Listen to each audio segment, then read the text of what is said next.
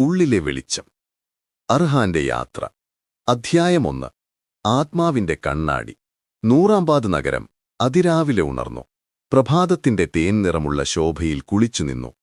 ചന്തകൾ സജീവമായി. നമസ്കാരത്തിനുള്ള വിളി ഇടുങ്ങിയ തെരുവുകളിലൂടെ ഒഴുകിയെത്തി. 1000 ജീവിതങ്ങളുടെ ശബ്ദം വീണ്ടും തുടങ്ങി. ആ തെരുവുകളിലൊന്നിൽ അർഹാൻ താമസിച്ചിരുന്നു. ശാന്തമായ ശീലങ്ങളും ഒളിപ്പിച്ച അസംതൃപ്തിയുമുള്ള ഒരു മനുഷ്യൻ. 35-ാം വയസ്സിൽ ലോകം വാഴ്ത്തുന്നതെല്ലാം അദ്ദേഹത്തിനുണ്ടായിരുന്നു. നല്ല ശമ്പളമുള്ള ജോലി, ആകർഷകമായ കാർ, മിനുക്കിയ ചിരി.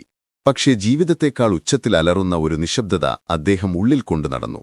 ഓരോ പ്രഭാതത്തിലും അദ്ദേഹം കണ്ണാടിക്ക് മുന്നിൽ നിന്ന് തന്റെ ടൈ ശരിയാക്കി താൻ മതിയായ നല്ലവനാണെന്ന് സ്വയം വിശ്വസിപ്പിക്കാൻ ശ്രമിക്കും.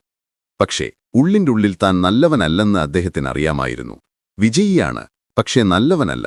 അദ്ദേഹത്തെ തിരികെ നോക്കിയ പ്രതിബിംബം ശൂന്യമായി തോന്നി. നിറങ്ങളുണ്ടെങ്കിലും ആത്മാവില്ലാത്ത ഒരു ചിത്രം പോലെ. അർഹാൻ ക്രൂരനായിരുന്നു എന്നല്ല, അദ്ദേഹം വെറുതെ ബോധമില്ലാതെ ജീവിച്ചു. ഗേറ്റിന്റെ അടുത്തുള്ള യാചകനെ അദ്ദേഹം അവഗണിച്ചു. പഴയ അയൽക്കാരെ അഭിവാദ്യം ചെയ്യാതെ കടന്നുപോയി.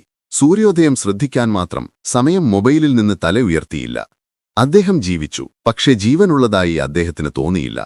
ഒരു പ്രഭാതം ജോലിക്ക് തിരക്കിട്ടു പോകുമ്പോൾ ഒരു പഴയ ഉന്തുവണ്ടി റോഡിലൂടെ തള്ളി നീക്കാൻ ശ്രമിക്കുന്ന ഒരു യുവാവിനെ അദ്ദേഹം കണ്ടു. വണ്ടിയിൽ നിറയെ പച്ചക്കറികളായിരുന്നു. ഒരു ചക്രം തകർന്നിരുന്നു. ആൺകുട്ടിയുടെ ദുർബലമായ കൈകൾ ഭാരത്താൽ വിറച്ചു. അർഹാൻ ഏതാണ്ട് കടന്നുപോയിരുന്നു. അപ്പോൾ എന്തുകൊണ്ടെന്നറിയാത്ത കാരണങ്ങളാൽ അദ്ദേഹം നിന്നു. വർഷങ്ങൾക്കിടയിൽ ആദ്യമായി അദ്ദേഹം സഹായിച്ചു. 2 മിനിറ്റ് മാത്രമേ എടുത്തുള്ളൂ. ഒരു അപരിചിതന് തന്റെ ശക്തി നൽകാൻ 2 മിനിറ്റ്. പക്ഷേ അദ്ദേഹത്തിൽ എന്തോ മാറ്റം സംഭവിച്ചു.